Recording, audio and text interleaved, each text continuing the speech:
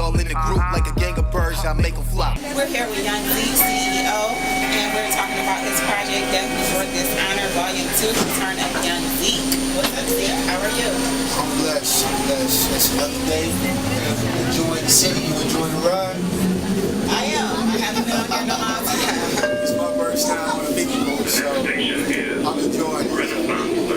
I know it's kind of loud, but I wanted a different setting, so that's why I chose. So this is your fifth mixtape. When was your last mixtape? When you come out with your last mixtape?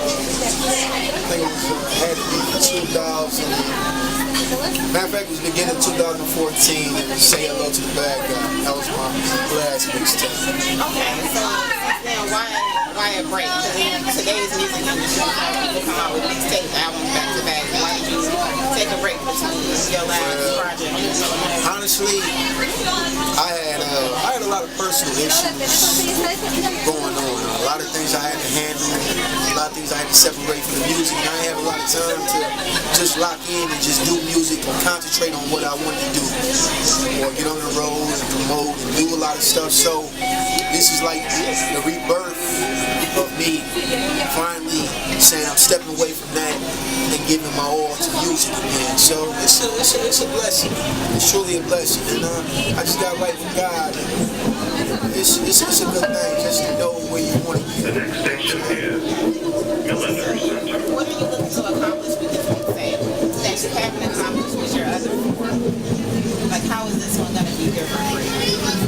I would think, actually, this is the first, this project is basically all the projects in one. And it's just basically solidifying my spot that I'm here and I'm not going nowhere. You know, I want to be in that talk of artists, who's good, who's doing good music.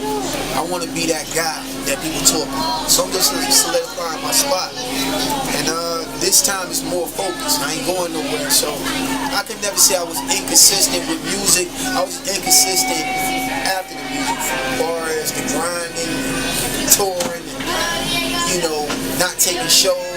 You know, I'm back 100% now where I need to be. So would you say your fans, what were they missing in the first four mixtapes? The next station Why do they need to be is reviewed? Financial District. Honestly, I would say they was missing more me. I mean, when I first started doing the music, people knew I could do it already. And I think people wanted to personally know what was going on. I don't really let too many people in because I'm not into letting everybody into that circle or that space that I have. So I think people wanted to know more about Young Zeek. They already knew I could do the music. That's a given. But they wanted to know personal stuff. What was going on? Why was he taking these breaks? Where was all these emotional drops coming from? So I think, you know, people wanted that more. They wanted more of me because they wanted to be more connected. So that's what I'm doing. I'm connecting with the people a little bit more on this project and further on down the line. You know, it's gonna be a good thing. Okay, so Death Before Dishonor is really opening up. Definitely, it's all of me. Every project I done did is basically all in one. I give you more personal, just all around me. It's a body of me. You know, from Death Before Dishonor Volume 1, Dead Presidents, Black Magic, Say Hello to the Bad Guy. It's everything in one. It's good music, but it's not watered down. It's all me. So, you know, that's why I really brought out this project first before I brought out an album. You know, so it's a good thing. What did you collaborate on in the project? Do it over. Did I yell? Come on, do it over. So what did you collaborate on the project?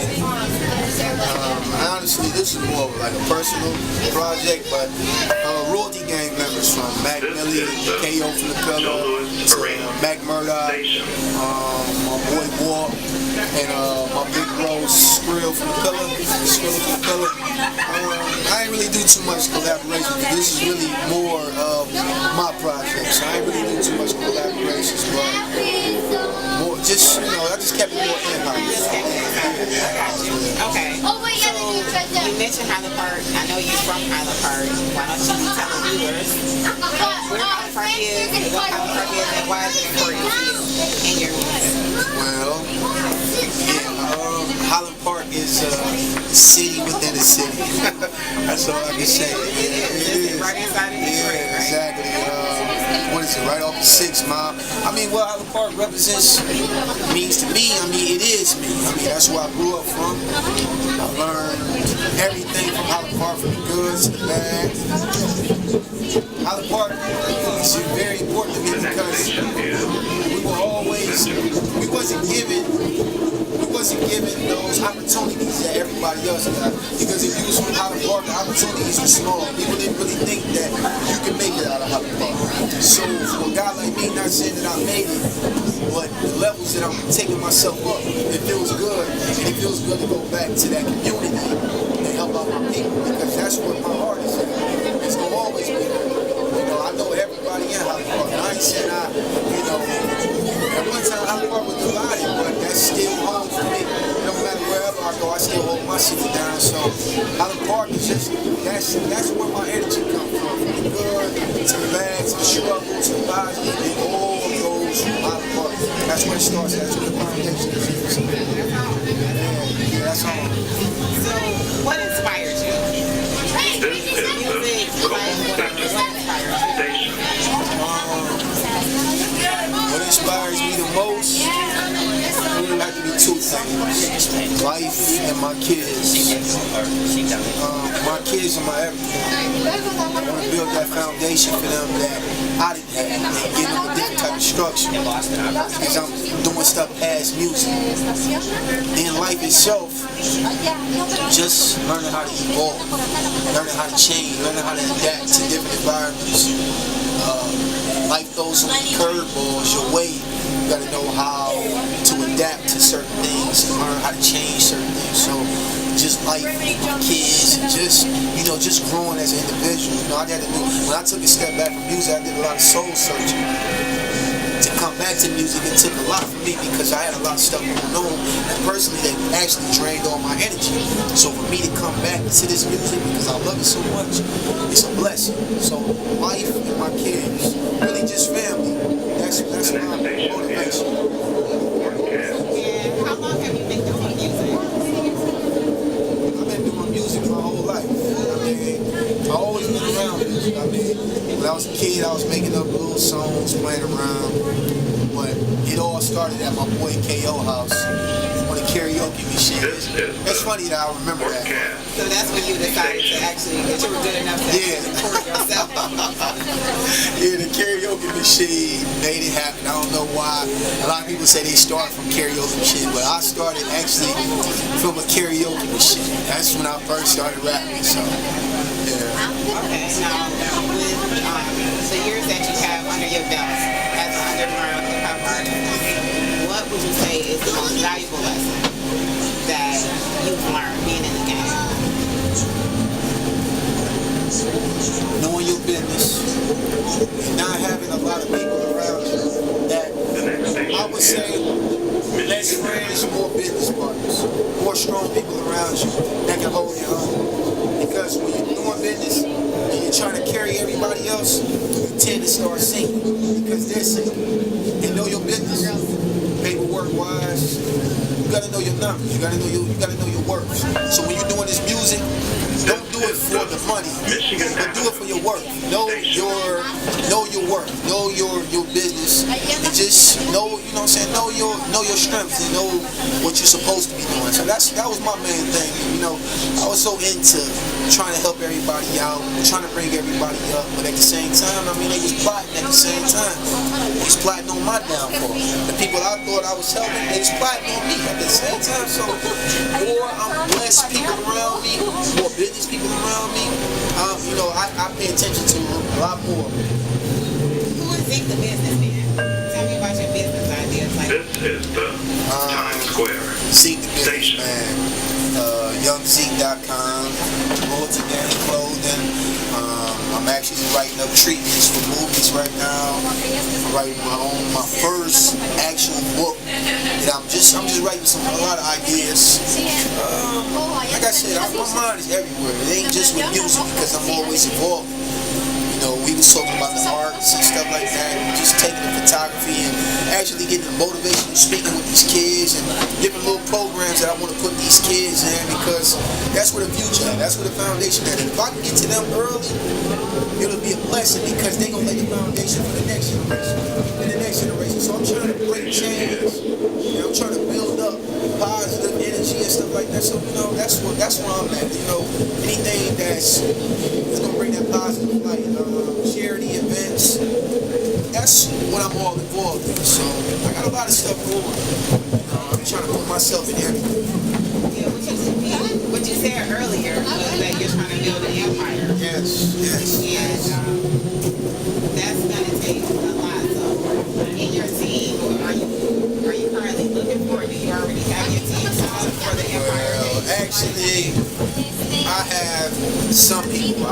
Me and my boy Mac Millie, we build KO and Mac Murdoch and my boy Tim and my brother A1 and my brother C Guns. That's really the core right there. We all build it, and now when we add on, you know, it has to fit. It has to fit that core right there. You have to fit. So I'm not just adding anybody. I'm not just adding any artists. I'm not just adding any business. But you have to fit because I had to personally know that your energy is positive. I had to personally know that you're trying to build with us and not destroy us. So you know what I'm saying? I'm a little bit different. I don't care if you're my friend. You just can't just be a part of what I'm building because it could be negative that you're trying to bring. I have been a part of that. I've been part of guys that I knew my whole life that really turned out not to be the people that I wanted around me. So now I need the positive energy. I need the positive thinking, and I need guys to have, you know, futuristic plans, and then they evolve. I'm growing, so a lot of people are not growing. So the people I want around me, they got to think broad, you know, think outside the box. That's the type of people. Vision. Yeah, a vision, exactly. So that's really what I'm building right now. And yes, we are trying to add on, but we're gonna add the right pieces, not just to add the right pieces. So that's my main. What do you think of the music industry today? The mainstream music industry. Oh man, honestly, I don't listen to too much rap. People scared to be themselves. Everybody raps the same. There's no type of The next station is. there's no type of what am I trying to say? I'm trying to when you're speaking about something, there's no type of substance in the music no more. I feel like everybody's having a good time right now. If that's the case, then where's the struggle? Like, there ain't too much real music out there.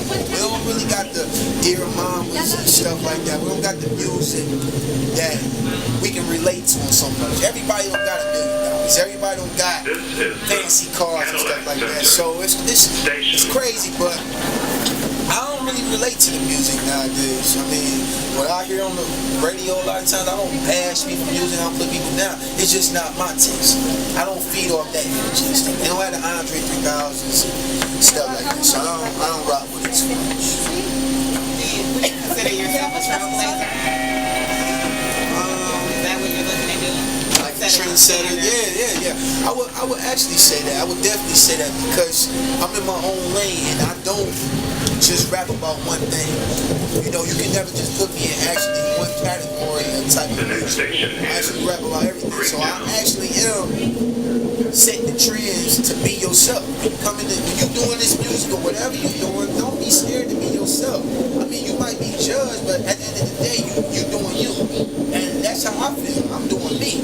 Nobody can ever say he's doing something else. No, I'm telling you my story. I can't tell you somebody else's story. I'm telling you my story. So yeah, I am setting that trend. Being yourself. That's who I am. So. What do you listen to? Like what's playing at your crib? You know, my kids, my family, they ask me that a lot. Well, you rap. Why you listen to I listen to old school R&B. I love the jazz. I listen to Lil Pop, a Lil Max B, Crazy Bone. I listen to a lot of cats that people ain't listening to, but I listen to people that actually know how to do music. So, I don't know. A lot of R&B though. I listen to a lot of old school music. Stuff I can vibe to and get my mind right.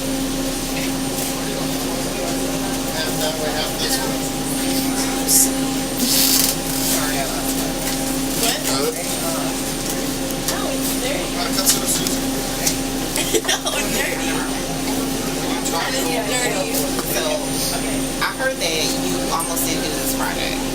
That you almost decided not to do it. Why? Well, I would say I was at a crossroads with myself. I didn't know if I wanted to do music. I'm not a TV watcher, but if you pay attention to the people that's getting signed nowadays, I'm not dogging nobody out, but the talent level is so low nowadays. It's like it's like the industry wants people with no talent, and the people that do got talent, we don't want them. And it kind of conflicted me because a lot of people are robots nowadays. They only pay attention to what's hot nowadays. They only gonna follow, even if the music don't make any sense. I'ma follow them. I'ma do what everybody else do. So I actually didn't want to bring out no project just because I ain't robotic. I started to read a lot more books. I wanted to go into a different direction. This is the Actually want to travel the world and start finding out like different cultures and people and stuff like that. So I wasn't really in the mindset of doing music like that. So, you know, I guess I just love music. That's why I did another project. But that wasn't my mindset when I went that. So, with your fifth mixtape coming out, everybody in the streets are expecting an actual original album. Can you tell us anything about that original album? Oh, that CWO. I'm actually working on that right now. We pushing the Death Before Dishonor 2 all summer. And I should have a single out for that project. If not the end of this year, beginning of next year. But I'll have